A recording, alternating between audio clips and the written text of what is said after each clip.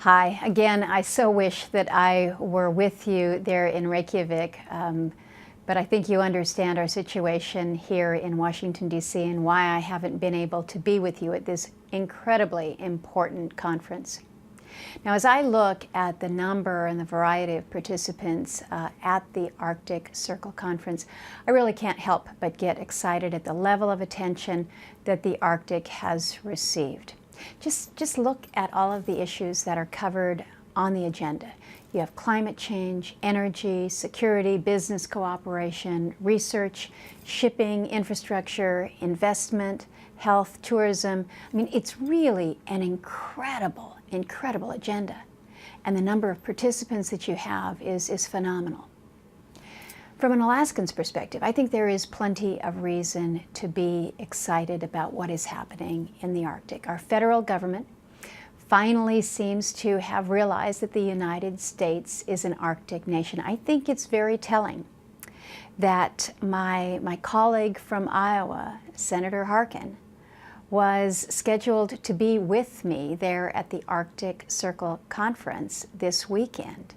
He too had to submit a taped message. But the fact that we have a senator from Iowa participating in the Arctic Circle Conference indicates that we're making some headway there. We are getting that message that we are an Arctic nation, that we are surrounded by 3 oceans, not just the Atlantic and the Pacific.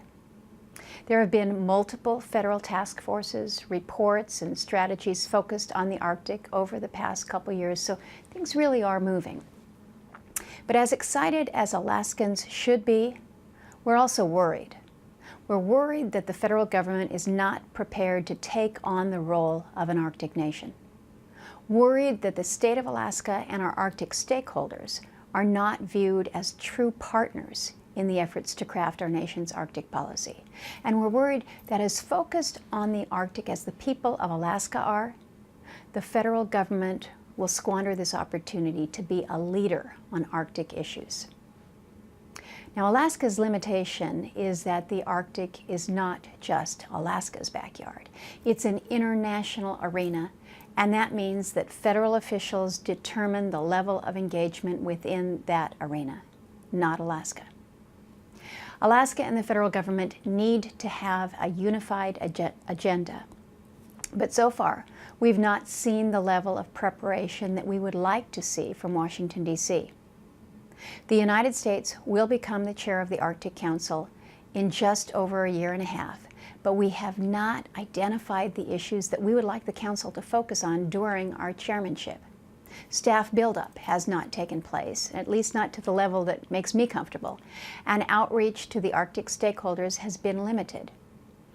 It would be easy for Alaska to just move out, strike out on its own, and interact with the international community. Alaskans are a pretty independent lot.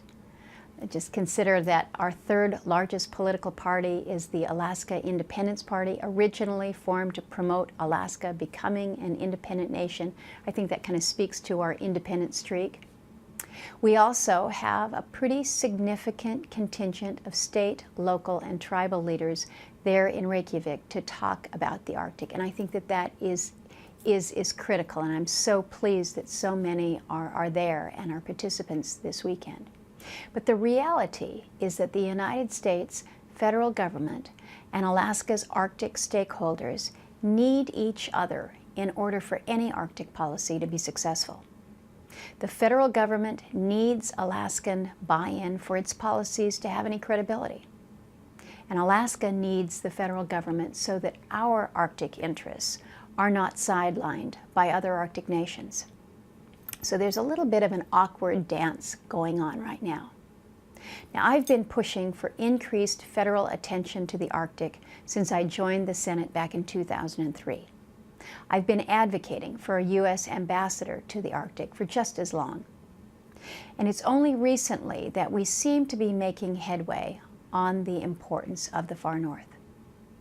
Now, I mentioned in my comments in the opening session the idea of the Arctic as a zone of peace. Unfortunately, the peaceful areas of the world perhaps don't get the level of attention that they need and that they deserve.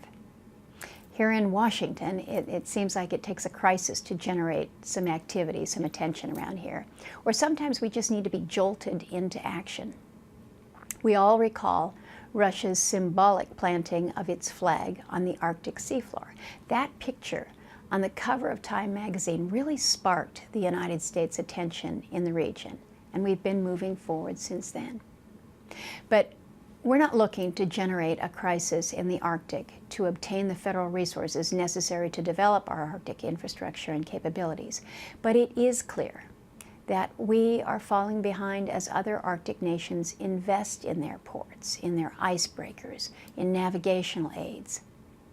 It's not easy during this time of fiscal austerity to direct hundreds of millions of dollars toward the Arctic. So we must be creative in our approach. We must think outside the box, and hopefully we'll gain some insights from conferences such as this on the realm of the possibilities ahead. There's so much promise, there's so much opportunity, and I'm so pleased that so many of you are gathered to discuss just that. Thanks again for the opportunity to visit with you this way and offer my views. Appreciate it.